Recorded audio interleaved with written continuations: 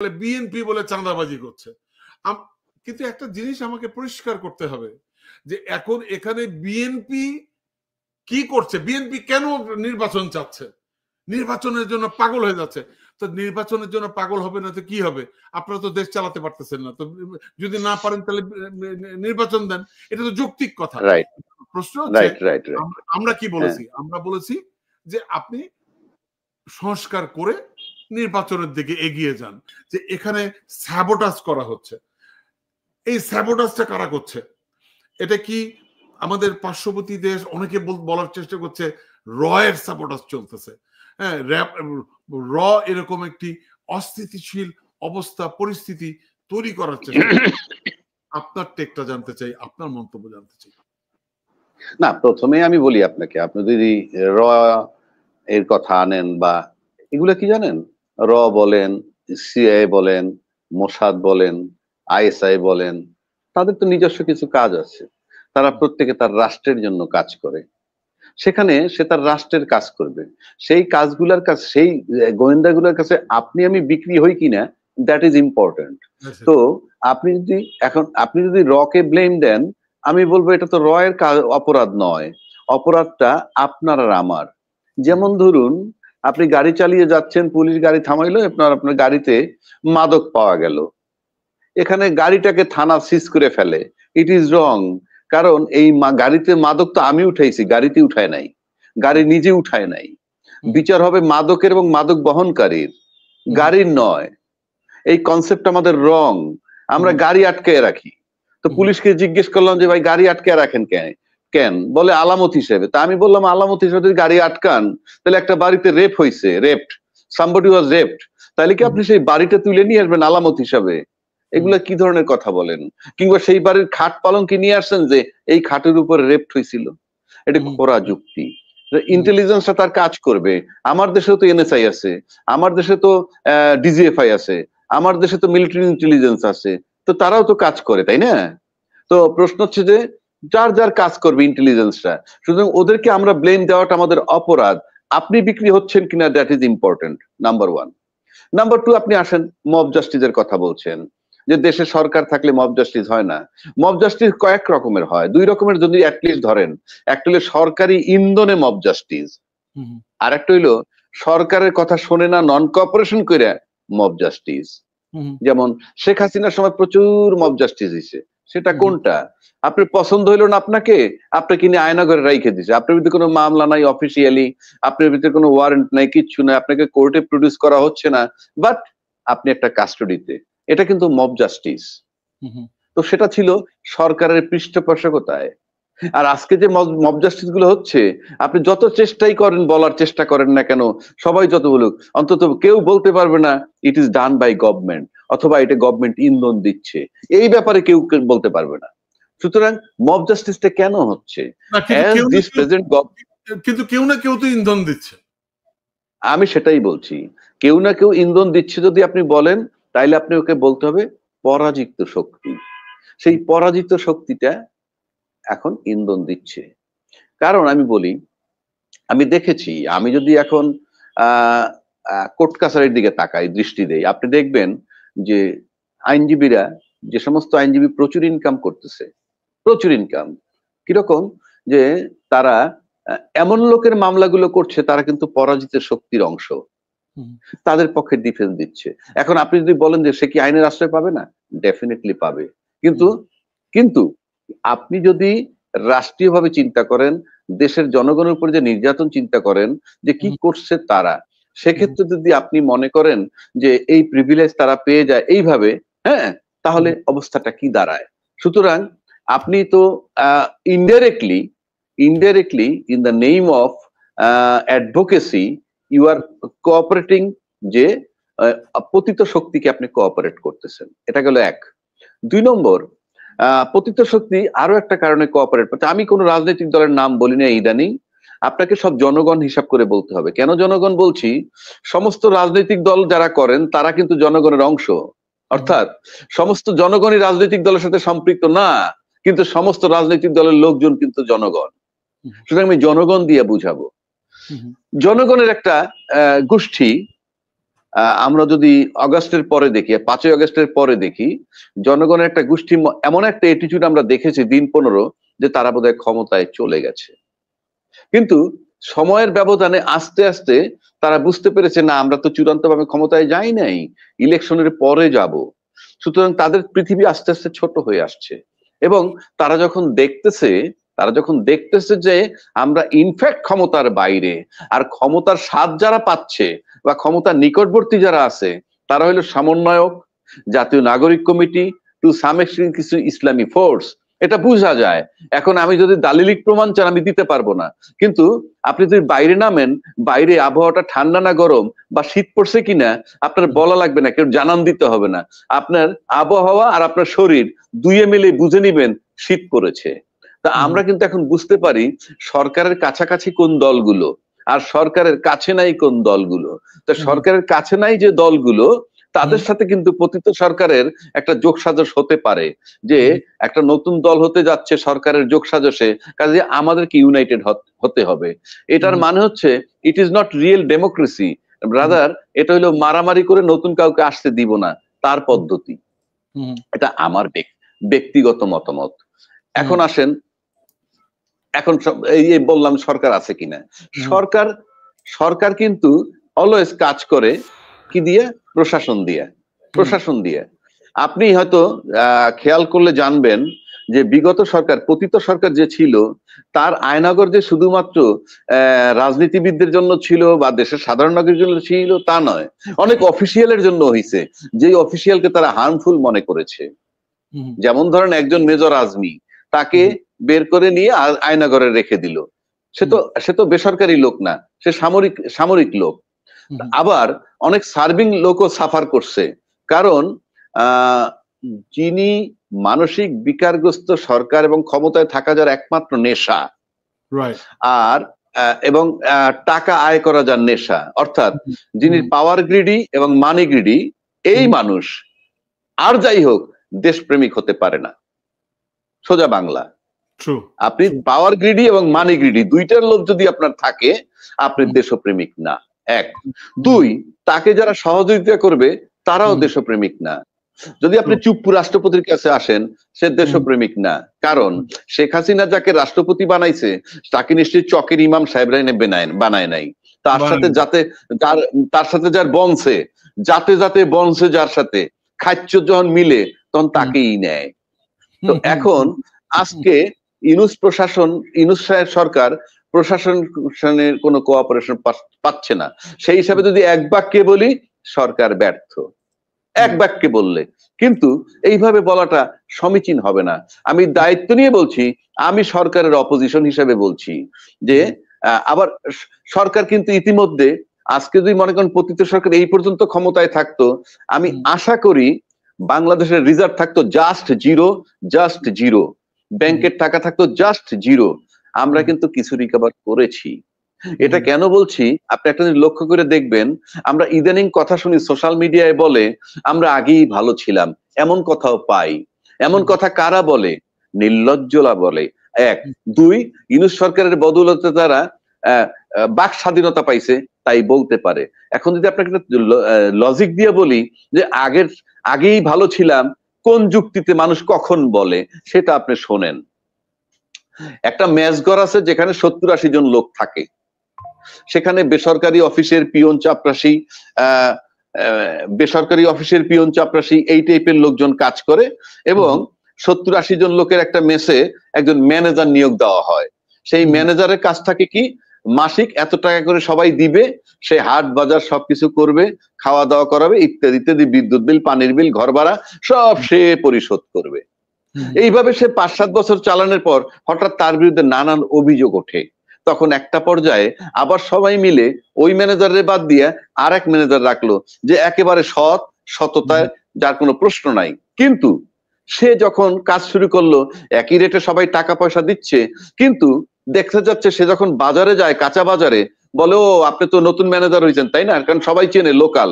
আচ্ছা, তো মাছ কিনতে গেলে যখন বলে ভাই 2000 টাকার মাছ কিনতে গেলে, তাকে বলে আপনি মাছ পাবেন 1200 টাকার, 800 টাকা আপনি পিছিয়ে আগের যে ম্যানেজার ছিল সে বাকি রাখছে 40,000 টাকা, ওটা কেটে নিব।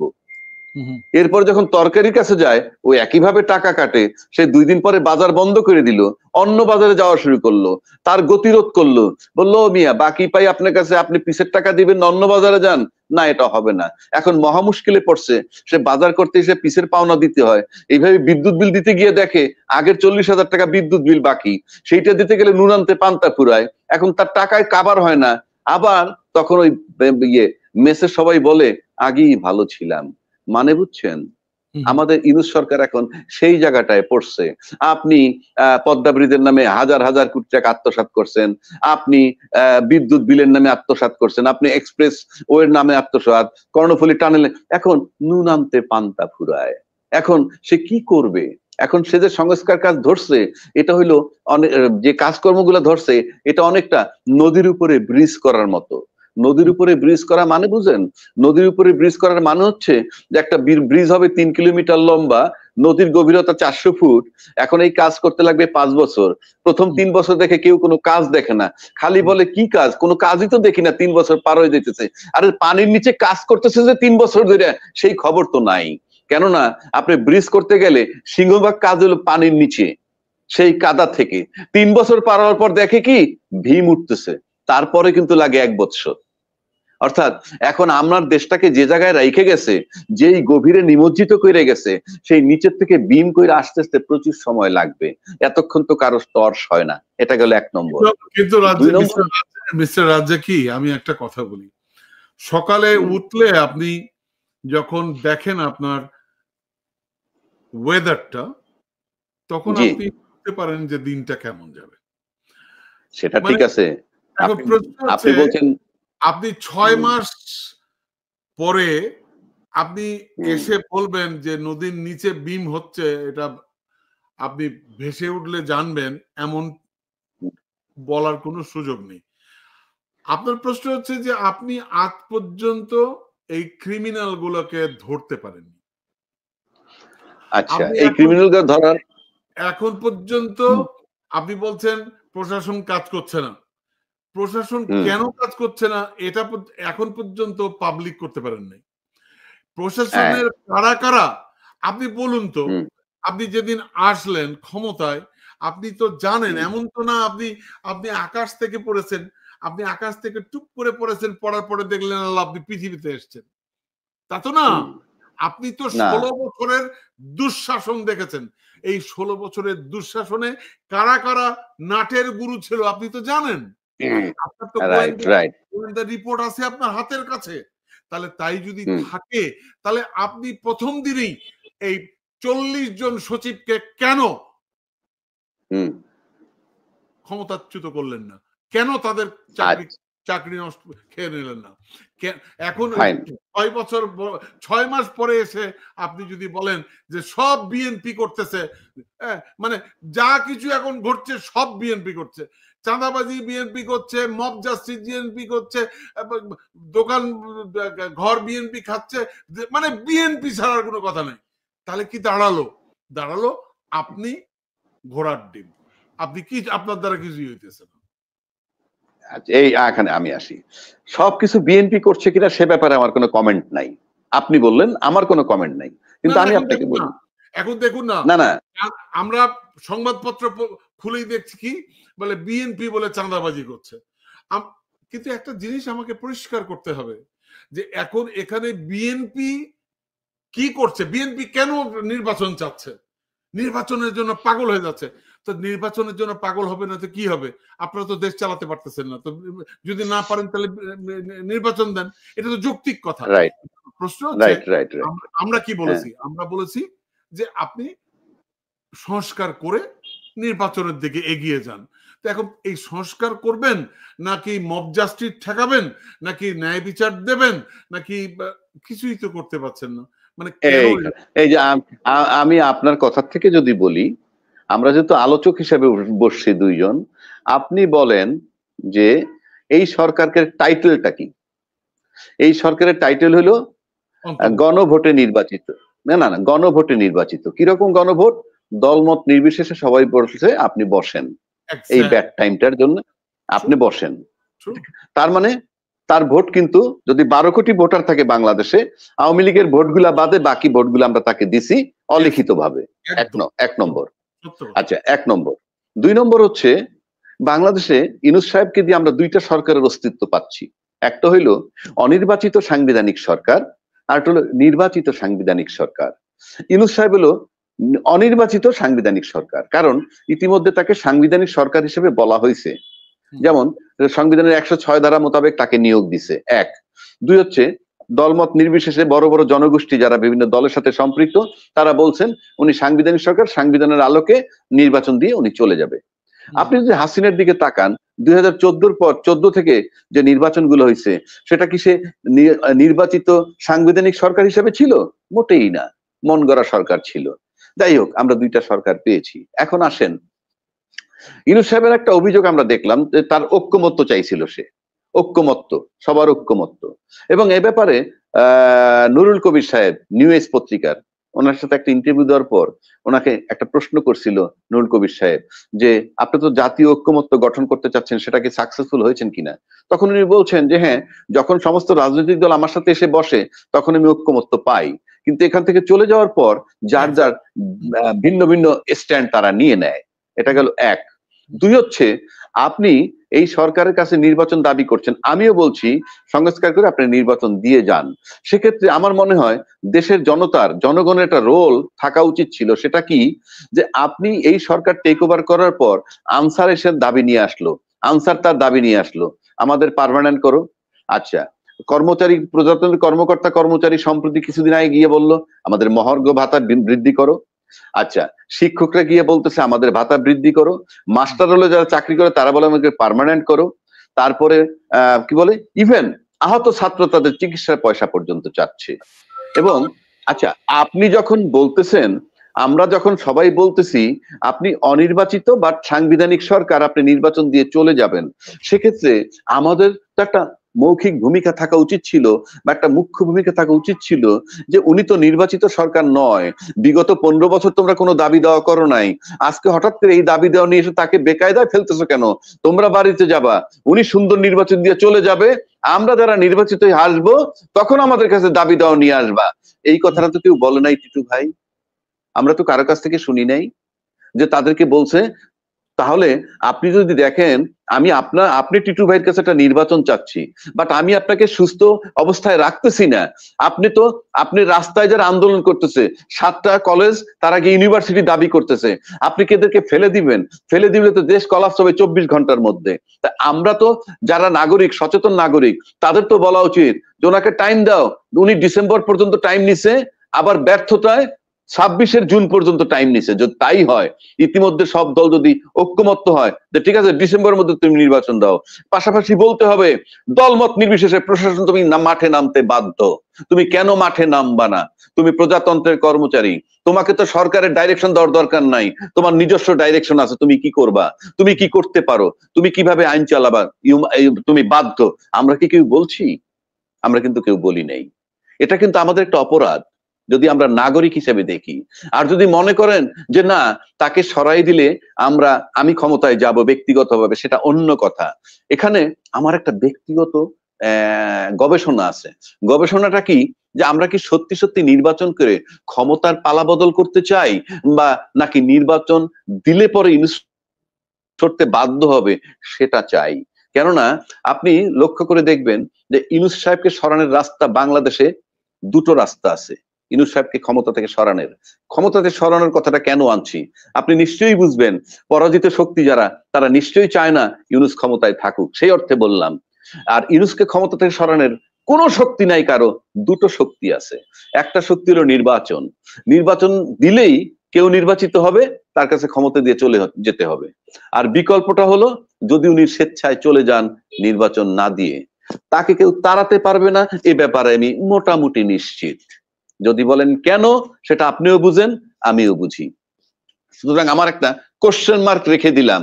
আপনি একজন সচেতন ম্যাচিউরড সাংবাদিক, তাই কোশ্চেন মার্ক রেখে দিলাম। এখানে কি নির্বাচনের মাধ্যমে ক্ষমতা বদল করাটাই প্রধান উদ্দেশ্য, নাকি ক্ষমতা বদলের নামে ইউনূস অপসারণটা প্রধান উদ্দেশ্য? কেন বলছি কথাটা, আমরা এমন কথাও শুনি যে নির্বাচন দিয়ে চলে যান, তার মানে নির্বাচিত সরকার আসলে সব ঠিক হয়ে যাবে। আপনি কথাটা বোঝার চেষ্টা করবেন। নির্বাচিত, কালকে আমি নির্বাচিত হলাম, আমি নির্বাচিত হওয়ার পর আমি কোথায় যাব? এই প্রশাসনই তো আমার অধীনে আসবে, যেই প্রশাসনগুলা বিগত ফ্যাসিস্ট সরকারের প্রশাসন। তো এই প্রশাসন এখন কাজ করতেছে নির্বাচনের জন্য, আমি কালকে ক্ষমতায় গেলে এই প্রশাসন আমার জন্য কাজ করবে, এই গ্যারান্টি আমি কোথায় পাচ্ছি? যদি আমি গ্যারান্টি পাই তাহলে আমি ধরে নিব প্রশাসন ধরে নিতেছে যে আওয়ামী লীগের বিকল্প লোক আসছে, তাই তারে কোঅপারেট করব, নাকি অন্য কিছু। তা না হলে প্রশাসন তার রেগুলার রুটিন কাজ করবে, এখানে বাধাটা কোথায়? তাকে বাধা দিছে কে? 1 নম্বর। 2 নম্বর, আমি যদি দেশব্যাপী দেখি যে প্রশাসন কাজ করতেছে না, কিন্তু আমার একটা গোষ্ঠী আছে, আমার এই গোষ্ঠীর মধ্যে একটা লোকেরে কুমিল্লা থেকে কাস্টডিতে নিয়ে পিটিয়ে মেরে ফেলছে, সম্প্রতি একটা নিউজ। তো আমি যদি দেখি টিটু সাহেব আছেন প্রধান উপদেষ্টা হিসেবে, দায়িত্ব পালন করতে পারতেছেন না এবং আপনার কথা প্রশাসন শুনতেছে না, পাশাপাশি দেশের যে বর্তমান ইউনূস সাহেবকে কেউ ব্লেম দিতে পারবে না যেটা রাষ্ট্রীয় সিদ্ধান্তে তাকে পিটিয়ে মারা হয়েছে, তাহলে কথা হলো এই, আমার গোষ্ঠীর একটা লোক মারছে, আমরা ইউনূসকে বাদ দিলাম, ব্যর্থ ইউনূস। কিন্তু আমরা গিয়ে কিন্তু ওই আইন প্রয়োগকারী সংস্থার যেখানে তাকে নেওয়া হয়েছিল। আমি আমি আমি আপনাকে এখানে একটু মানে আমি একটু মানে সম্পূরক একটা প্রশ্ন করতে চাই আপনাকে। আপনি যেটা বলছেন ঠিক আছে, ইউনূস সাহেবের ব্যাপারে কারো কোনো আপত্তি নেই, ইউনূস সাহেবের সাথে কারো কোনো দ্বন্দ্ব নেই। ইউনূস সাহেব ছাড়া এই 5 মাস এই গভর্নমেন্ট চলেছে, তো 5 দিন চলতো না ইউনূস সাহেব যদি না থাকতেন, 5 দিন চালাতো। আমি সেটাই তো বলছি, আজকে ইউনূস সাহেব যদি চলে যায়, আমি বলি বাকি উপদেষ্টারা কাপড় চোপড় ঠিক থাকবে না, পলাতক হয়ে যাবে যদি ইউনূস সাহেব চলে যায়। এক্সাক্ট।